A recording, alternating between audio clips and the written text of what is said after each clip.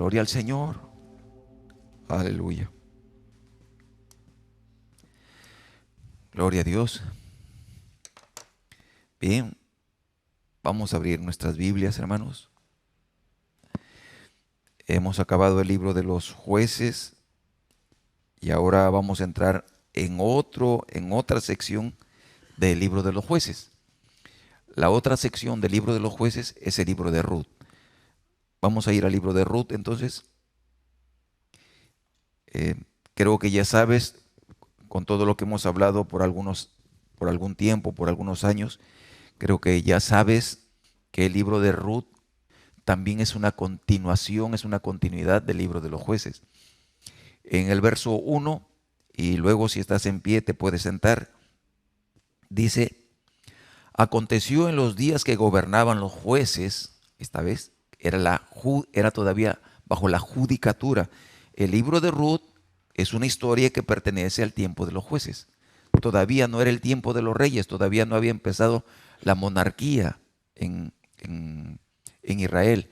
Todavía esto era bajo el tiempo de los jueces. Dice: aconteció en los días que gobernaban los jueces que hubo hambre en la tierra, y un varón de Belén, de Judá, fue a morar en los campos de Moab, él y su mujer y 2 hijos suyos. Bien, vamos a sentarnos. Entonces vamos a tomar la lectura aquí, y si el Señor nos ayuda, como estamos confiando que lo hará, meditaremos un poquito aquí y el Señor nos permitirá encontrar detalles, conocer, informarnos y posiblemente seguramente guardar cosas en nuestro corazón que luego el Espíritu Santo nos las hará recordar y nos mostrará cosas profundas, escondidas aquí, guardadas para esta hora. Del libro de Ruth cantamos nosotros una canción que no sé exactamente dónde fue la inspiración, pero nosotros la aprendimos del ministerio de canto que tiene el Tabernáculo Tercer Éxodo, cuando aprendimos la canción La más grande historia de amor, que habla de Ruth, la moabita, y cantamos mucho de eso. La más grande historia de amor es Ruth. Así como cuando tú lees el libro del Cantar de los Cantares, tú sabes que el libro de los Salmos es el himnario de la Biblia. El libro de los Salmos. Si tú lees el libro de los Salmos, tú lees Salmos y, bueno, tú dices, vamos a la Biblia, vamos al libro de los Salmos. Y tomas el libro de los Salmos y sabes que es la Biblia. Pero los Salmos era una recopilación de cánticos. Los Salmos es un himnario. Muchos cantos allí compuestos por David, muchos cantos compuestos por diferentes músicos, sacerdotes, levitas, están incluidos ahí. El libro de los Salmos es un himnario. Pero aun cuando el libro de los Salmos es un himnario, la canción más grande no está escrita. Todos esos salmos, como hemos hablado del Salmo 27, Salmo 23, todos esos salmos, aunque son la palabra de Dios, el Espíritu Santo no permitió que a ninguno de esos salmos, a ninguno de esos cánticos, se le llamara el más grande de todos los cánticos. El más grande de todos los cánticos es el libro del Cantar de los Cantares. Por eso se llama el Cantar, o diríamos, la canción de las canciones. El himno de los himnos. Esa es la traducción que tendríamos que utilizar. O diríamos, la más. Eso es lo que diríamos. Ese es el Cantar de los Cantares. Y ese Cantar de los Cantares es la canción, es una canción donde aparece la Sulamita y aparece Salomón. Y narran la historia de la más grande historia de amor. Ese es el canto. Pero cuando vienes aquí y se trata de la historia, no del canto, sino de la historia, entonces la más grande historia de amor es la historia de Ruth. Todas las otras historias de amor forman parte de esta historia. La historia de amor de Esther, la historia de amor de Sara, la historia de amor de Rebeca, todo eso forma parte de esta gran historia de amor. El libro de Ruth bien se podría llamar la más grande historia de amor. Entonces, este libro de Ruth no empieza hablando ni siquiera de Ruth. Este libro empieza hablando de cómo había en los días de los jueces. Y eso es importante que reconozcamos. Mira, ¿dónde nos ubica, dónde nos está ubicando el Espíritu Santo? Para decirnos, esta historia no aconteció en Egipto. Esta historia no aconteció en el desierto. Esta historia no aconteció en los días de Moisés. Esta historia aconteció después de los días de Moisés. Aconteció en la tierra de Canaán. ¿Qué estaba pasando en la tierra de Canaán? La tierra de Canaán es el terreno del tercer jalón. ¿Qué estaba aconteciendo en la tierra de Canaán? Los jueces todavía estaban viviendo como se les daba la gana. No habían aceptado todavía el liderazgo del rey que Dios había enviado o que Dios iba a enviar. En ese día, como contraste, en ese día está sucediendo esta historia del libro de Ruth. Y la centra, y el Espíritu Santo va y centra esta historia, no en todo el territorio de Canaán, sino va específicamente a una zona en la tierra de Canaán. Y a la zona a donde va es al territorio de Judá. Y del territorio de Judá va a la zona de Belén. Ahora, nosotros ya sabemos que la palabra Belén en inglés es Betlehem, que significa la casa del pan de Dios. ¿Por qué? Porque Belén era el granero de Israel. El mejor trigo, la mejor cebada estaba allí de Israel, estaba en Belén. De ese trigo, disculpen, por eso se llamaba la casa del pan de Dios, eso es lo que significa Belén. ¿Por qué ahí estaba el pan? Porque ahí estaba el grano de trigo. De ese grano de trigo se molía, se hacía la harina, la flor de harina, y con eso se preparaba el pan de Dios, el cual se haría Betlehem o Belén, sería donde nacería el Señor Jesucristo, porque esa era la casa del pan de Dios. Y Jesucristo dijo, yo soy el verdadero pan que ha descendido del cielo. Entonces allí es donde el Espíritu Santo está centrando la historia. Nos está apuntando al lugar donde Jesucristo iba a nacer, a donde iba a vivir. Y allí, mira lo que está pasando, allí donde hay abundancia de trigo, allí donde está el abundante pan, allí donde se llama la casa del pan de Dios, donde tiene que haber el alimento, allí es donde surge la historia. Dice, aquí, en la casa del pan de Dios, es donde había hambre. ¿Y por qué había hambre? Porque no había trigo. ¿Por qué no había trigo? Porque no había lluvias. ¿Qué es lluvias? Falta del Espíritu Santo. El Espíritu Santo no había derramado su lluvia sobre ese lugar, por eso no había cosecha, por eso no había siembra, por eso no había cosecha, por eso no había trigo, por eso no había pan. Esa es la causa de la hambruna. La hambruna es el resultado de la falta de lluvias. ¿Y qué son las lluvias? Es la venida del Espíritu Santo. Esa es la causa. Así que nos está mostrando aquí que la gente del tercer jalón, supuestamente, que la gente que debería de vivir en el tercer jalón, estaba pasando ahora por hambruna porque estaban allí, pero no estaban reconociendo lo que el Espíritu Santo tenía que hacer. Bien, gloria al Señor. Qué tremendo eso que acaba de salir. Y entonces, de allí, de la tribu de Belén, de la familia, de la ciudad de Belén, salió este hombre y se fue a Moab. Dice que salió un hombre de allí, de Judá, y se fue a los campos de Moab. Era un hombre casado y con hijos. O sea, la iglesia se fue. La iglesia abandonó. La iglesia que tenía que decir, no, aquí este es el tiempo del tercer jalón. Dios tiene que hacer algo aquí. Esa iglesia se fue. ¿Quién era? Eran de la tierra de Judá, eran de Belén. Se fue él, su esposa y sus hijos. Toda una iglesia se fue. Verso 2. El nombre de aquel varón era Elimelec y el de su mujer Noemí. Los nombres de sus hijos Malón y Kelión, efrateos de Belén de Judá. Ahí esta vez eran de Belén de Éfrata. Dice efrateos de Belén de Judá. Llegaron pues a los campos de Moab y se quedaron allí. Ahora, tienes que recordar que podemos aplicar los tipos de diferente manera. Pero ahora veamos cómo es que el hermano Branham o el Espíritu Santo tomó esto para mostrar. El hermano Branham predicó un mensaje que se llama El Pariente Redentor.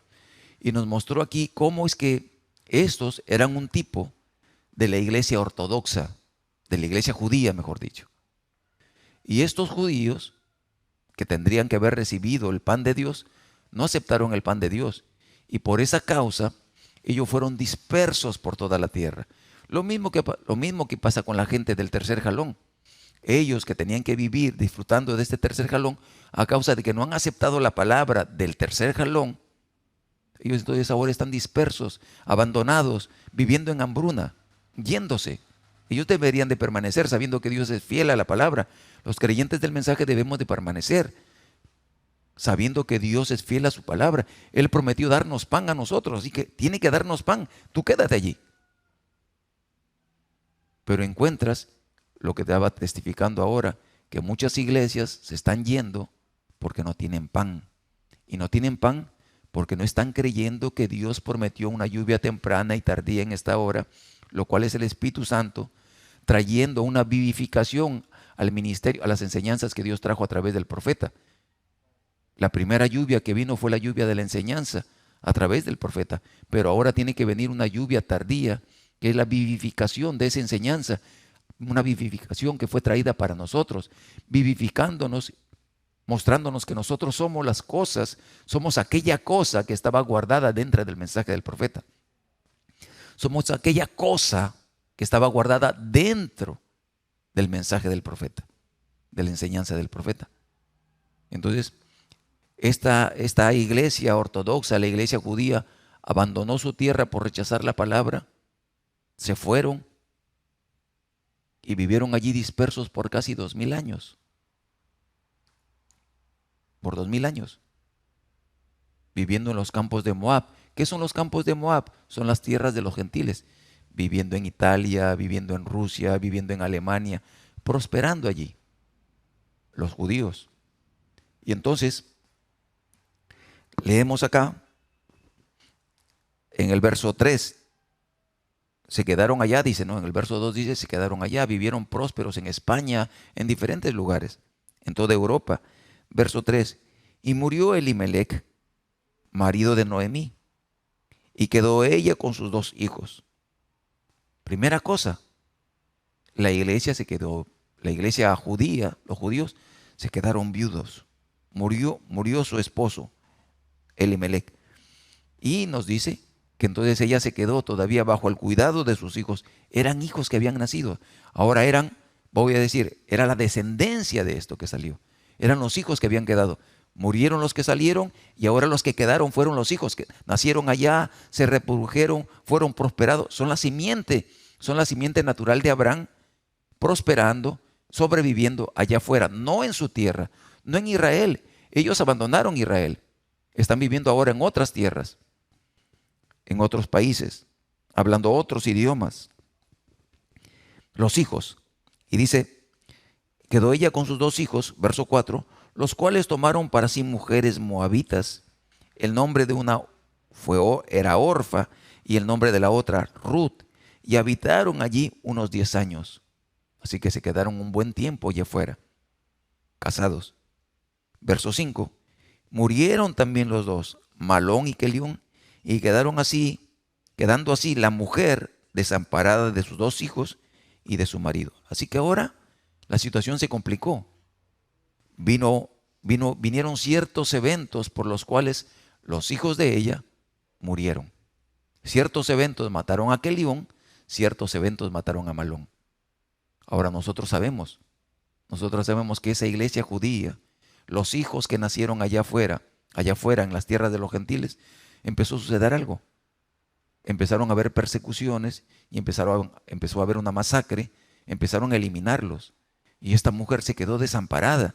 Y en esa condición de desamparada, verso 6, en esa condición de desamparada, cuando ella está desamparada allí, escucha lo que dice la Biblia, desamparada.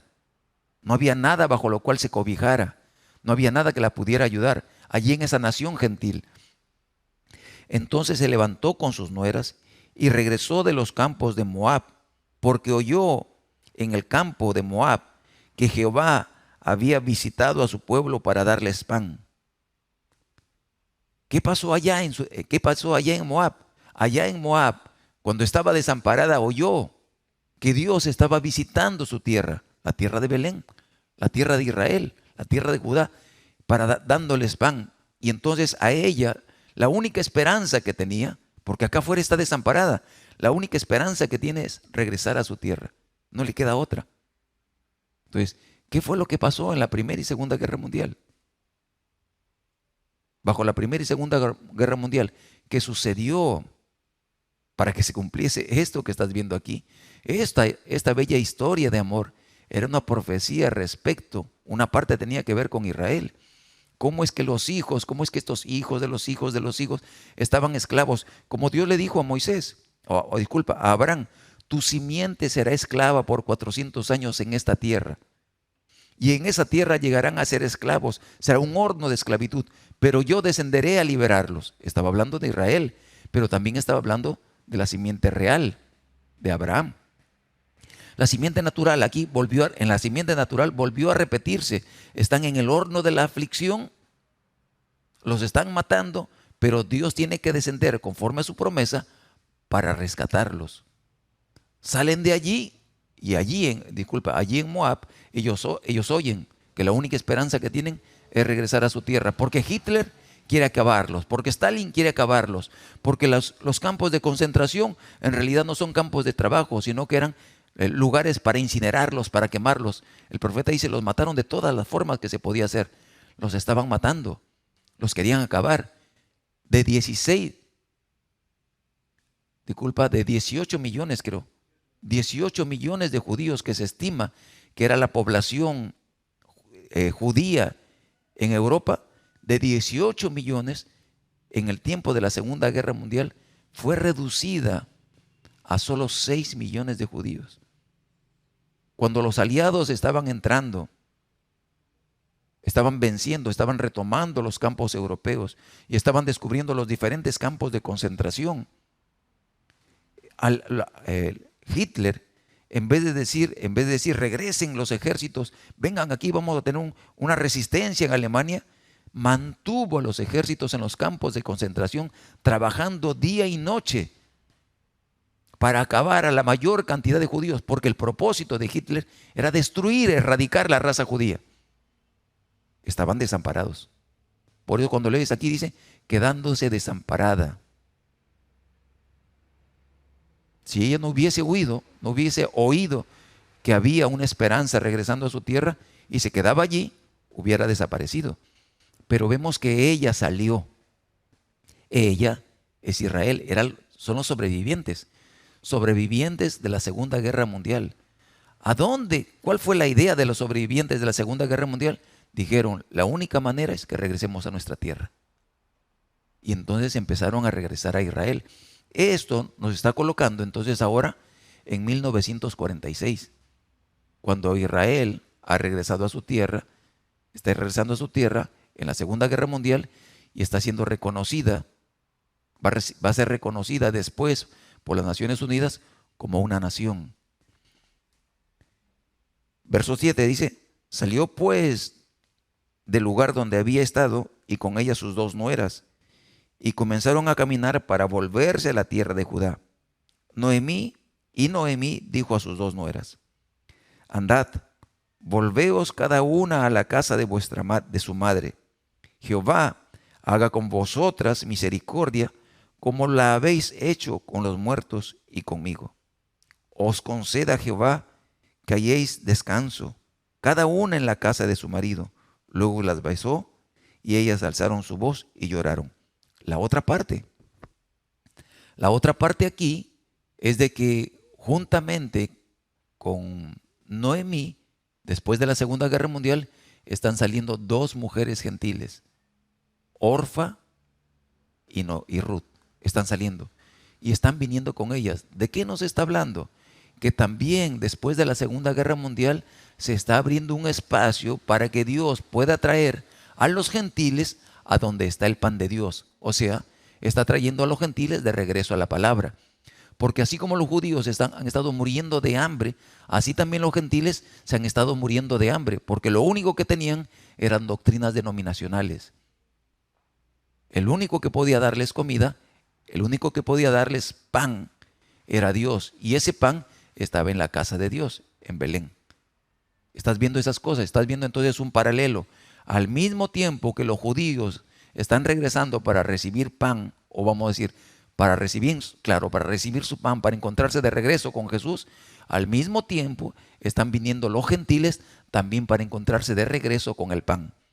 Los judíos no tienen pan, tampoco los gentiles tienen pan. Se está abriendo el tiempo para que lo reciban. Por eso después de 1946 es que el Señor encuentra, después de la Segunda Guerra Mundial, es que el Señor encuentra al profeta y lo envía con un ministerio mundial al hermano Branham. Desde allí es que empieza el Señor a atraer a los gentiles con el primer jalón, con el segundo jalón, para llevarlo a donde estaba el pan. ¿Cuál era el pan? El tercer jalón. Y los judíos están saliendo bajo su Segunda Guerra Mundial, que es la fiesta de las trompetas, para encontrar el pan. ¿Cuándo van a encontrar el pan? En Apocalipsis 11, en el día de la fiesta de la expiación. En la fiesta del día de la expiación, ahí ellos encontrarán su pan. ¿Estamos no? Bien, entonces estamos viendo estas cosas para ver cómo se han desarrollado. Entonces salen dos iglesias. Están saliendo. Dice aquí, ahora Noemí les está diciendo a estas dos iglesias, volveos. Y Noemí, verso 11 dice, y Noemí respondió, volveos, hijas mías, ¿para qué habéis de ir conmigo? ¿Tengo yo más hijos en el vientre que puedan ser vuestros maridos? Volveos, hijas mías, e idos, porque yo ya soy vieja para tener marido, y aunque dijese, esperanza tengo, y esta noche estuviese con marido, y aún diese a luz, ¿habíais vosotras de esperarlos hasta que fuesen grandes? ¿Habíais de guardaros sin casar por amor a ellos? No, hijas mías, que mayor amargura tengo yo que vosotras, pues la mano de Jehová ha salido contra mí. ¿Qué es lo que está diciendo Noemí? Está contando su historia. Está diciendo, yo ya soy vieja, no hay esperanza para mí. Es una iglesia, es una mujer que ha estado 2000 años afuera. Una nación que estaba muerta. No existía la nación de Israel por 2000 años. Pero por 2000 años ellos sabían que era la simiente de Elimelec. Por 2000 años ellos sabían que pertenecían a Israel, que pertenecían a Belén. Por 2000 años ellos sabían que eran judíos. Ellos lo sabían. Pero ahora que están regresando, ellos están diciendo, no tenemos ninguna esperanza, solamente regresamos allá. Y le está diciendo a ahora escucha, y le están diciendo a estas mujeres gentiles, le está diciendo, ¿para qué vienen? ¿Qué esperanza tienen ustedes ahora aquí a la palabra? ¿Qué hay? No hay nada para ustedes. Regrésense a sus casas, regrésense a sus dioses, regrésense a la casa de su madre. ¿Está escuchando o no? ¿Cómo es que la Escritura no dice a la casa de tu padre? Dice, mira cómo dice. Es algo que estaba leyéndolo hoy día y me quedé pensando y ahorita, mira. Y Noemí dijo verso 8, y Noemí dijo a sus nueras, andad, volveos cada una a la casa de su madre. Así que, ¿qué les está diciendo? Regresen a la casa de su madre. Ahora, ¿cuál es la madre en este día? Si tú lees Apocalipsis 17, la única madre es la Iglesia Católica. Él está diciendo, regresen a la casa de su madre. Ellas venían de iglesias denominacionales.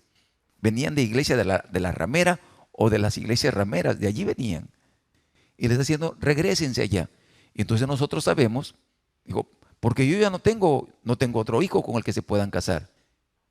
Así que mejor regrésense allá. Regrésense a la casa de su madre. Regrésense a sus dioses. Y entonces leo el verso 14. Y ellas alzaron otra vez su voz y lloraron. Y Orfa besó a su suegra, mas Ruth se quedó con ella. Entonces, ¿qué estás viendo? ¿Qué estás viendo? Que cuando Dios envió a su profeta y salieron con todo, cuando Dios envió a su profeta y las iglesias denominacionales vieron este avivamiento y entonces vinieron con el profeta, estaban allí en los cultos de sanidad, estaban allí en los cultos de discernimiento, miles y miles de personas en las reuniones, multitudes, todos queriendo ver el ministerio del profeta, todas.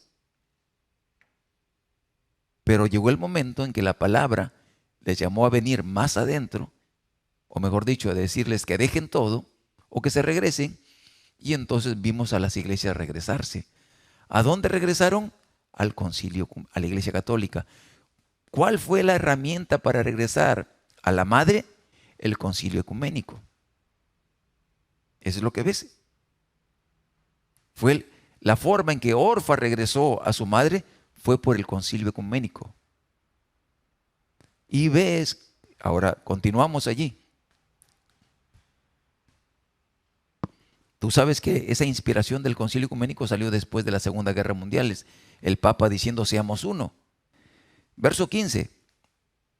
Y Noemí dijo: he aquí tu cuñada se ha vuelto a su pueblo y a sus dioses. Vuélvete tú tras ella. Así que la cosa se puso difícil para Ruth. Para Noemí le dice: regrésate, tú también ándate. Mira, Orfa, ya se regresó, ya está en el concilio. Tú también regrésate al concilio. Ándate al concilio. Verso 16. Respondió Ruth: no me ruegues que te deje y me aparte de ti, porque a donde quiera que tú fueres, iré yo. Y a donde quiera que tú vivieres, viviré. Tu pueblo será mi pueblo y tu Dios, mi Dios. Así que ella llegó a ser el Israel de Dios, dice Pablo. Y donde se dijo que no soy tu Dios, se dijo yo soy tu Dios. Donde se dijo tú no eres mi pueblo, se dijo pueblo mío. Es lo que el Señor está diciendo. Aquí esa es la decisión de ella. Esta fue predestinada. ¿Quién es esta que está regresando? ¿Quién es esta que está viniendo con Noemí y no quiere regresarse a Babilonia? ¿Quién es esta? Es una gentil. ¿Quién es? Tú tienes que ver la interpretación en esta hora. Tienes que ver tu nombre en esta hora en el libro. ¿Quién es esta que vino después de la Segunda Guerra Mundial y que no ha regresado a la iglesia católica, que no se ha metido, que vinimos de diferentes dogmas, de diferentes iglesias? Todo eso era el prostíbulo de Babilonia. Y cuando ha venido la palabra, hubo la tentación de regresar allá, pero dijimos no, sea lo que sea, no importa lo que sea, yo voy a seguir esta palabra. Si me quedo solo, si me quedo sola, si paso hambre, si me desamparan, lo que sea, me quedo con esta palabra. ¿Quién es esa? Ruth. Entonces, ¿quién eres tú? ¿Quién eres tú? ¿No eres tú esta persona? ¿No es, esta escritura no está hablando, no estás viendo tu nombre aquí en la Biblia? ¿Ves? De eso trata la Biblia. Tu Dios será mi Dios. 17. Donde quiera que tú murieres, moriré yo. Y allí seré sepultada. Así me haga Jehová. ¿Ves? Lo que estaba en su boca ya no era la Sarita Colonia, ya no estaba ahí la Virgen de Guadalupe. No había nada de eso. En la boca de ella ya estaba el nombre de Jehová. Así me haga Jehová y aún me añada que solo la muerte hará separación entre nosotras dos. Así que mientras que yo viva, viviré para Dios. ¿Ves? Y viendo Noemí que estaba tan resuelta, ¿por qué está escrito esto aquí? ¿Qué es lo que ha visto Dios en nuestro corazón? ¿Qué es lo que ha visto Dios cuando nosotros dijimos, no, yo me quedo con esto? ¿Qué vio Dios? Dijo, estos no son ni tibios ni calientes. ¿Eso vio Dios? No, la Biblia dice que no ha visto así de nosotros. ¿Sí? Que miró nuestro corazón y dijo, estos están bien resueltos. ¡Qué resolución! Están totalmente decididos. Eso es lo que Dios así ve en nuestro corazón. Por eso es que Pablo dijo, ¿qué me puede separar del amor que hay en Cristo Jesús? ¿Hambre? ¿Espada? ¿Persecución? ¿Lo presente? ¿Lo porvenir? ¿Lo visible? ¿Lo invisible? ¿Qué me puede separar del amor que es en Cristo Jesús? Dijo, nada, ni aun ni la propia muerte me puede separar. Eso es lo que Dios ha visto en nuestro corazón. Ve la resolución. Cuando decimos, Señor, ya no puedo, parece que yo no puedo. ¿Quién es el que está hablando? ¿El de adentro? ¿Quién es el que está hablando? El de adentro no puede decir eso porque Dios ha visto que el atributo está resuelto a seguirlo a Él. Está resuelto a quedarse con la palabra. Entonces, ¿quién es ese que dice, es que ya no puedo, hermano, tantas pruebas que tengo? ¿Quién es ese que está hablando? Ese es tu espíritu. Ese es el hombre de afuera que nació por nacimiento sexual, atado a un espíritu pervertido por la permisión del Señor. Es ese. Pero el de adentro está decidido. Yo me quedo con esta palabra. Estoy atado a mi absoluto. Esto es para que veas. ¿Cómo dice la Escritura? Nosotros no somos de los que retroceden. Si retrocediere, mira lo que dice así. Si retrocediere, no le agradará. ¿A quién? ¿A quién no le agradará? No sé si recuerdas esa cita. Si retrocediere, no le agradará a mi alma, al atributo, no le agrada retroceder. Nosotros no somos de los que retroceden, sino de los que avanzamos para preservación de nuestra salvación.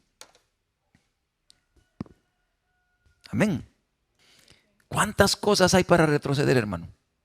¿Cuántas? Mi pastor hizo esto, en mi iglesia hicieron tal cosa, los hermanos están yendo, José dice que hay que poner solo play. ¿Cuántas cosas para...? No, los hermanos están diciendo que la vacuna es de Dios y estos hermanos dicen que la vacuna no.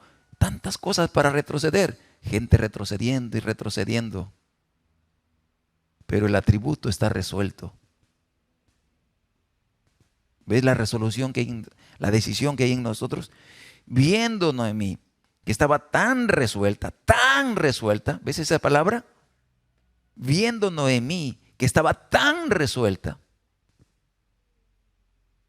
a ir con ella, no dijo nada más. ¿Ves la palabra tan resuelta? La decisión firme. Versículo 19. Dice, anduvieron pues las dos hasta que llegaron a Belén. Así que sabemos que los judíos regresaron a su tierra y están esperando al Mesías. El hermano Branham dijo eso, que cuando esos judíos bajaron de los aviones, ancianos vinieron allí a entrevistarlos y les decían, vinieron a morir en la tierra de Israel, vinieron a morir en la tierra de sus padres. ¿Y qué decían esos ancianos? Dijeron, no venimos a morir en la tierra de nuestros padres, venimos para recibir al Mesías. ¿A dónde? ¿Dónde lo van a recibir? No lo reciben hasta ahora. ¿Dónde lo van a recibir? En el día de la expiación, bajo el ministerio de Moisés y Elías. Y la novia está decidida a ir allá. ¿A dónde allá? Ya estamos nosotros aquí, porque nosotros somos lo verdadero. ¿Dónde estamos? En el tercer jalón. Estamos viendo a nuestro Mesías, lo estamos viendo cara a cara. Anduvieron pues ellas dos hasta que llegaron a Belén. Y aconteció que habiendo entrado en Belén, toda la ciudad se conmovió por causa de ellas. Así que fue un sacudimiento. Todo el mundo, desde que Israel regresó a ser una nación, se sacudió el mundo. ¿Cuándo se ha visto que una nación resurja de las cenizas? ¿Cuándo se ha visto que una nación que ha sido muerta vuelva a nacer? Nunca. ¿Cuándo se ha visto que un imperio que ha nacido muere y vuelva a desaparecer? Especialmente pasados 2000 años, nunca se ha visto. Todo el mundo se conmovió. Israel ya está en su tierra, tiene su bandera, tiene su moneda, tiene su idioma, tiene su ejército. Le declararon la guerra a las naciones árabes, no la pudieron destruir. Es una nación pequeñita, permanece allí. El mundo se sacude, todo el mundo se sacudió por ellos. Y no has visto que eso en lo natural con Israel. Y no viste que el mundo se sacudió con el ministerio que Dios trajo a través del profeta. Todo el mundo se fue sacudido. Cuando lees el mensaje, cuando hemos estado leyendo estos mensajes y no lo sabes, creo que es de ahí. Creo que es ese mensaje donde el profeta dice que este hombre tuvo la experiencia y vio al hermano Branham, montado en un caballo blanco. Y entonces dijo, cabalgaré esta vereda una vez más, y todo el mundo se sacudió. ¿Qué es lo que sacudió el mundo? El mensaje. El mensaje del profeta sacudió el mundo, todo el mundo. Nunca hubieron campañas de sanidad como la del hermano Branham. Nunca hubieron discernimientos. Nunca las denominaciones se asociaron para colocar a alguien afuera como el hermano Branham. Estaban colocando al hermano Branham afuera porque pensaban que era un hombre. No era un hombre, era la carne de un hombre, pero era Dios escondido allí. El mundo fue sacudido. Lee Apocalipsis 18 y dice, con la luz de ese ángel A ver, déjame leerlo. El ángel del cielo con el ángel de la tierra. El ángel del cielo no tenía carne, así que utilizó la carne del ángel de la tierra, el hermano Branham. Apocalipsis 18 dice: después de esto vi a otro ángel descender del cielo. ¿Quién es ese? Apocalipsis 10:1. Y la tierra fue alumbrada con su gloria. ¿A dónde descendió Apocalipsis 10:1? ¿Dónde se escondió Apocalipsis 10:1? En Apocalipsis 10:7. Y dice aquí, y la tierra fue alumbrada con su gloria. ¿Dónde estaba la gloria del Señor escondida? En el hermano Branham. ¿Entiendes, no? Entonces, cuando vemos esto y dice aquí que toda la ciudad se conmovió a causa de estas dos, de los judíos y de la gentil, está hablando de estas dos cosas. Israel regresando a su tierra y el avivamiento que Dios estaba trayendo para los gentiles. Eso es lo que está pasando hasta hoy día. En el aspecto gentil, el mundo está conmovido por el ministerio ¿de quién? De Jesucristo en ella. Dice verso 20, y ella le respondió: no me llaméis Noemí, sino llamadme Mara, porque Noemí significa deliciosa, dulce, pero Mara significa amarga. Le dice: no, ya no me llamen deleite, llámenme amargura. Ya no me llamen miel, llámenme hiel. Eso es lo que está diciendo. ¿Por qué? Porque está diciendo, ¿recuerdas lo que había dicho antes? En el verso 13 había dicho, porque la mano de Jehová ha salido contra mí. ¿La mano de Jehová había salido contra ella o había salido por ella? Claro, estaban muriendo, los estaban matando, los estaban masacrando, pero eso era Dios trayéndolos de regreso a su tierra. El hermano Branham dice, era la mano cariñosa de Dios. Muchas veces los problemas que tenemos, las dificultades que tenemos, dice, ¿por qué me va así? Y eso es lo que te pone de rodillas y eso es lo que te hace consagrarte. Entonces no es la mano de Dios contra ti, es la mano de Dios acercándote o acercándonos. Porque dice verso 20, porque en grande amargura me ha puesto el Todopoderoso. Yo me fui llena, pero Jehová me ha vuelto con las manos vacías. ¿Por qué me llamáis Noemí? Ya que Jehová ha dado testimonio contra mí. Y el Todopoderoso me ha afligido. Si era cierto, pues. Pero que era Dios tratando de traerles para que ahora reconocieran a aquel a quien habían rechazado. La razón por la que estuvieron 2000 años dispersos fue porque rechazaron al Mesías que Dios les envió. Y ahora el Señor los está trayendo a través de estas aflicciones para que reconozcan al Mesías. Verso 22. Así volvió Noemí y Ruth, la moabita, su nuera, con ella, volvió a los campos de Moab. Volvió de los campos de Moab y llegaron a Belén al comienzo de la siega de la cebada. ¿Cuándo es eso? En el tiempo de la resurrección. La cebada empieza a ser segada en el tiempo de primavera, que es el tiempo de la resurrección. Eso es. Así que nos está mostrando que es el tiempo de la resurrección. Como dice en el libro de Mateo, que dice, cuando viereis reverdecer los árboles, está hablando de un tiempo de avivamiento. Aquí entonces nosotros sabemos que este es el tiempo de la cebada, cuando el Señor Jesucristo estaba trayendo de regreso el grano.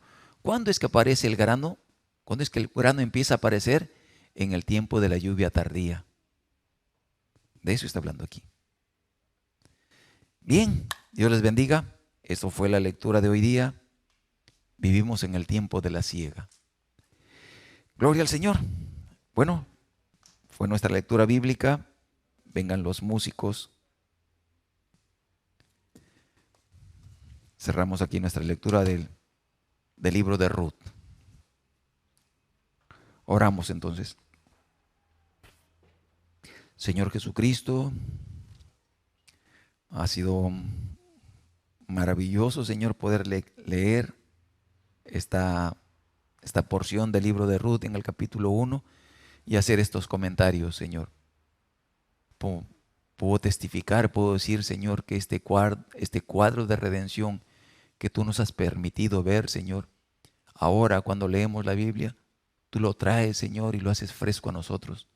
Añades detalles, nos das palabras, nos das pensamientos y palabras y expresar las palabras para ver, Señor, todas estas cosas que estaban guardadas allí.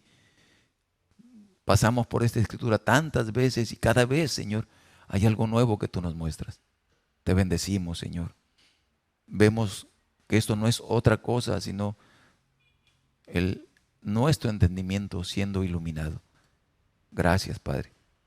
Ahora vamos a dejar esta reunión encomendándonos en tus manos, Señor, y suplicándote que nos guardes hasta que nos volvamos a juntar.